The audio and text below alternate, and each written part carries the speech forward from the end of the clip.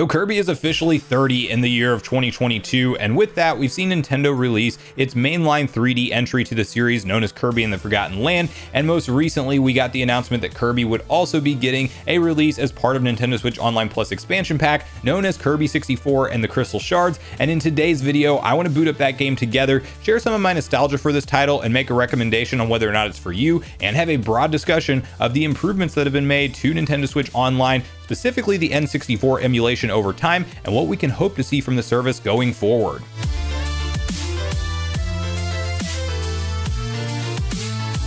What's up, nation? If it's your first time on the channel, make sure you join Sunbro Nation by subscribing below, hit the like button on this video if you enjoy it today, and make sure you turn on your bell notification icon so you're kept up to date with all the newest gaming news. Now, as I mentioned, guys, today we are booting up Kirby 64 and the Crystal Shards. This is going to be a very fun one for me because I don't remember the game all that well. I do remember it, and I have fun memories playing through it. It looks like we actually control with, just the D-pad here. Have memories playing through this as a kid. I did complete the entire game and played quite a bit of the multiplayer. I never owned it myself. A friend owned it. So for me, this is one that it's going to be kind of cool to go back and see it in action again. Of course, most recently I've been enjoying Kirby and the Forgotten Land, which is an incredible Kirby game. Definitely go buy that one if you guys haven't already, and if you enjoy these type of, like, platformers slash, some action. It's got some Mario vibes, but just with like different mechanics essentially.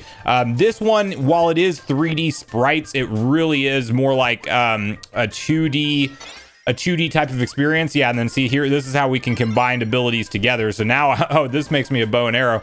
What's going to be cool is it's been long enough that I'm going to have very little memory of what does what. So you guys will kind of get to see me learn everything here together. But Kirby is I mean, he's been a staple Nintendo franchise for years and years, and regardless of what you think of the expansion pack, it is nice to have, essentially just new reasons to boot up your Switch every month, because we're getting one new N64 game per month so far since the service has launched.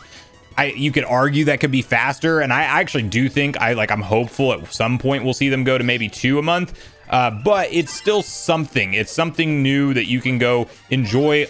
I wonder if you can do the same power up twice. Oh, well, I just got rid of that completely. I wonder if it's something that you can do the same power up twice in a row and it becomes like double as effective. I'll have to do that without messing it up the next time. But it's one of those things that I do like this. I like that we look forward to the announcement from Nintendo, the little tweet that comes out that says, hey, get ready for your May game, get ready for your April game. It would have probably been helpful if I had like a power up going into this battle here, but we'll figure it out together. And just being an ongoing paid subscriber, yes, you technically don't own these games, where essentially it's any subscription service. We're really renting them at the end of the day, but it is still something that having a new title every month, even when the Virtual Console was out, and I'm a big fan of that service as well, it was few and far between on new releases, and it didn't seem like it was even quite the vast library that we're starting to now get to between NES, SNES, and especially N64 most recently. And I'm very hopeful that our next round of updates and reveal of what's around the corner from here will be at whatever that summertime presentation is. Shout out to everybody that's still trying to find the N64 controller right now. I'm playing with that currently. It is just a shame that Nintendo really did not think that production through, because they, believe it or not, since last time we talked about it on the channel, there has been one restock that happened. I didn't even talk about it because of the fact that it lasted all but 60 seconds or so from the looks of it online. At least that's what I saw people saying, is that it was about a 60-second thing and then it was completely gone. So it's like, okay, clearly Nintendo has not manufactured enough of those controllers. It's also an issue because of how long they've been out with the scalper market and things, because that scalping is definitely going on with that controller. You can literally, if you want it shipped to you fast, you're looking at over 150, and then if you want it, in a more like you get it from Japan type of thing, because apparently they've probably had more restocks over there, you're still talking $99, which is double the cost that it should be. Is really frustrating. I hope Nintendo gets their act together with that soon. You can definitely see this one playing more like a classical 2D platformer, just with 3D sprites. It's not going to be like a Forgotten Land type of experience. It plays very different than that. I do remember this. I don't remember it really being like a challenging game necessarily. I remember having a ton of fun in the multiplayer, so I would recommend checking that out as well. It does support online play, which is great. So can I just hit this guy multiple times in a row? And so you know, that's something that, again, playing N64 games that I grew up and have nostalgia for, and being able to talk about things like online play being added in, all benefits of things like things that Nintendo's doing with the expansion pack, and with them being able to charge a subscription fee and making revenue. They're putting work into these games.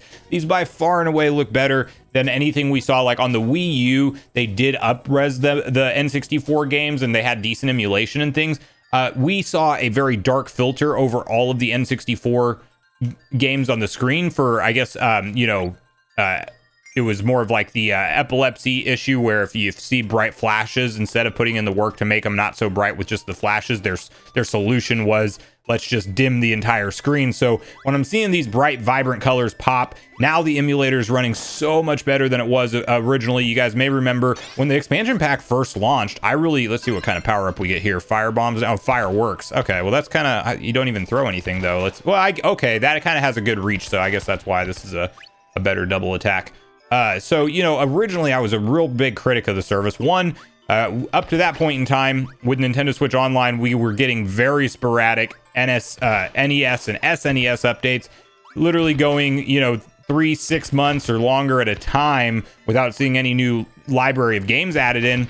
And then you also had the issues with the emulation of the app right whenever NSO launched, because, you know, me being a hardcore Ocarina of Time fan, I immediately noticed the input lag that people were talking about on that compared to how I remembered it playing back in the day.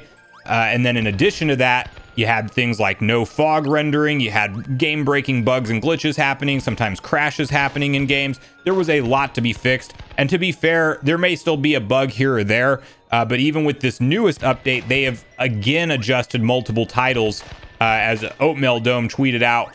Essentially, now that it's on 2.3, there's been a few more bug fixes I think Dr. Mario had some kind of shader issue. That's been addressed. And then there was one other game that I can't quite remember off the top of my head that also got adjusted. So Nintendo has really stepped up and kind of done the work that they need to do to get this emulator running better. Ocarina of Time now has fog rendering. The reflections look way better. So they've essentially not just ignored the service like I was afraid that they might.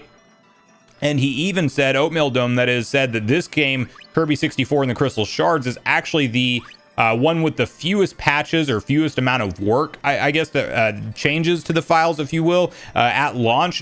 Basically just insinuating that, one, maybe this game just works great and they don't really need to do much to it to get it to run smooth on emulation. But I would also, if I'm a betting man, I also think that the existing updates that, let's see if I can do this without dying. Oh, I did that, and then I didn't even get what was actually the reason for jumping all the way down there. I forget how high Kirby can fly back up. I'll have to be more aggressive with that next time. So, you know, it's something that at least the progress that they've made so far with the emulator is probably making their future releases just run smoother at the end of the day. I missed a little power up there. So I'm a fan of the service more and more as time goes on. I definitely think we need to start talking about new systems in the future. But if they start, you know, if at E3 we start to see stuff like Smash Bros revealed as part of the roadmap, we start to see Donkey Kong 64, Banjo-Tooie, we talk about Diddy Kong Racing, God forbid they ever give us GoldenEye on the service. I really hope that's coming with online play. Even if I have to pay for that separate and it's like a Microsoft remaster, more than happy to do that. It is time to play GoldenEye again. So, you know, I'm hopeful that we'll see certain things like this added to the service. So even before you have the conversation of more consoles being added in, you know, it's already a good value at $50 annually, especially if you're like a fan of Mario Kart, or you're a fan of Animal Crossing, or you're a fan of Splatoon. There's 3 different DLC packs that are now part of this $50 annual price point, which is just, you know, significantly better than, you know, when we looked at the service when it first launched. It did not seem worth the asking price at all. And I'll give credit where credit's due. And while I criticize the service a lot at the beginning, I think it has come a far way. And I know not everybody sees the value just quite yet. You know, maybe once we do talk about Game Boy family of systems, and then one day far in the future, probably on something like a Switch 2, maybe if we're lucky, we talk about GameCube and one day Wii games or something like that. At some point, Nintendo can make this service undeniable and really something that most fans just have to sign up for if you're a hardcore Nintendo fan. I looked away at the wrong moment there.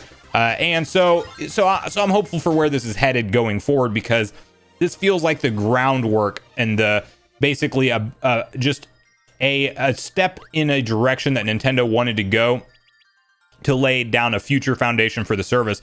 And whatever we talk about with next gen Switch and whatever they're planning with that, I think it has to incorporate NSO 2.0. It just rolls forward. They're not going to want to cut off their subscriptions or do any kind of like hard break like they have in the past. So that's the one benefit of subscription services, is while you don't own these games on the platforms, you're also not going to have to re-buy them on the next Switch or whatever the new true next gen console is. And then if we start talking about having Nintendo's entire back catalog available, let's say they make the next system backwards compatible with Switch, and then we get stuff all the way up to GameCube, and if we're really lucky, hopefully Wii, as part of the N64 or as part of the expansion pack or whatever they end up calling NSO in the future, for I'm sure an additional pricing tier if we're talking about those systems being added in. But imagine having that one console that can kind of go back, be a window to the past for every classic Nintendo title across a long stretch of time. Like, Nintendo can make the service make sense and be extremely profitable in the process. So I'm excited at the prospect of it. I just hope that they, you know, do all the, apparently that's definitely not what I was supposed to do. I was supposed to be patient and wait for that platform to move me, but I messed up my power up there. But it's one of those things that if Nintendo really does want to do it right, you know, they could absolutely keep this train momentum going forward that they have with the Switch, with the 100+ million users. You know, if you were around in the Wii U era, and then even before that, the GameCube was not the most popular console by a long shot on the market, as everybody pretty much owned a PS2. And the GameCube, you know, you look back and you realize how many incredible games were on there. There was not near as much love for that system when it was the active console, you know, back in the day. And so to see Nintendo in a position of power again, where they have such huge momentum and such huge, you know, budgets at that point that you can invest into mainline titles, it's a really exciting time. And, you know, I just don't want to see them make another misstep. If they do the Switch U, well, I think we know how that one's going to end up, and let's hope that they don't, and let's hope they're clear with their marketing on what the next gen console is, and that we see a smooth transition with all of these games continuing to make it over. So I'm very hopeful. We'll probably do this last little area here and then call it for the video. I do think that this is one, you know, if you like 2D platformers, of course this has like the perspective shift, but it is very much a 2D platformer.